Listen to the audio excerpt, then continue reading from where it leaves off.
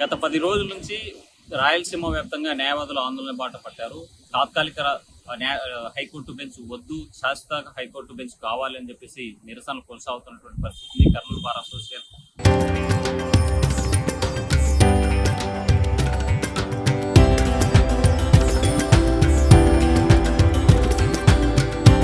తరతరాలుగా తరగని స్వర్ణ బంధాలు మన మానిపల్లి జ్యువెలర్స్ ఆధ్వర్యంలో కర్నూలులో గత 2 రోజుల నుంచి రిలే నిరాహార దీక్షలు చేస్తుంటే ఆలూరు బార్ అసోసియేషన్ ఆధ్వర్యంలో 8వ రోజు నిరాహార దీక్ష కొనసాగుతున్న పరిస్థితి ఉంది. అయితే రాష్ట్ర ప్రభుత్వం ఇప్పటికీ నిర్ణయం తీసుకుంది. కూటమి ప్రభుత్వం తప్పనిసరిగా ఎన్నికలకు ముందు కర్నూలు ప్రజలకి, రాయలసీమ వాసులకు హామీ ఇచ్చింది, హైకోర్టు బెంచ్ ఏర్పాటు చేస్తామని చెప్పేసి. అయితే తాజాగా అధికారులు చెప్తున్నటువంటి ఇన్ఫర్మేషన్, విశ్వసనీయ సమాచారం ప్రకారం తాత్కాలిక హైకోర్టు బెంచ్ ఏర్పాటు చేయడానికి ప్రభుత్వం అడుగులేస్తుందనేటువంటి విశ్వసనీయ సమాచారం ఉన్నటువంటి నేపథ్యంలో రాయలసీమ వ్యాప్తంగా ఉన్నటువంటి న్యాయవాదులంతా ఆందోళన బాట పట్టారు. బార్ అసోసియేషన్ ఆధ్వర్యంలో గత 15 రోజుల నుంచి కర్నూలులో వివిధ రూపాల్లో ఆందోళన చేస్తున్నటువంటి పరిస్థితి ఉంది.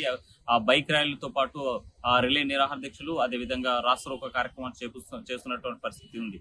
అయితే విభజన జరిగిన ప్రతిసారి, రాష్ట్రాలు విడిపోయినటువంటి ప్రతిసారి కూడా ఆ రాయలసీమ ప్రజలు, ముఖ్యంగా కర్నూలు జిల్లా ప్రజలు త్యాగాలకు చేస్తున్నారు తప్ప వారికి కావాల్సినటువంటి గుర్తింపు రావడం లేదని చెప్పేసి న్యాయవాదులు పెద్ద ఎత్తున ఆందోళన చేస్తున్నటువంటి పరిస్థితి ఉంది. మనం చూసాం గతంలో కూడా శ్రీబాగ్ ఒడంబడిక ప్రకారం కర్నూలుకున్నటువంటి రాజధానిని త్యాగం చేశాం. అయితే తిరిగి మళ్ళీ 2014లో జరిగినటువంటి విభజన తర్వాత ఇక్కడ కర్నూలుకి మరోసారి రాయలసీమ ప్రాంతానికి అన్యాయం జరుగుతుందని చెప్పేసి ప్రజల్లో ఆగ్రహం వ్యక్తం చేస్తున్నటువంటి సిచ్యువేషన్ ఉన్నటువంటి నేపథ్యంలో కూటమి ప్రభుత్వం అధికారంలోకి రాకముందు ఎన్నికల హామీగా తప్పనిసరిగా హైకోర్టు బెంచ్ ఏర్పాటు చేస్తామని చెప్పి హామీ ఇచ్చింది. అయితే ప్రస్తుతం జరుగుతున్నటువంటి పరిణామాలు చూసినట్టయితే కేవలం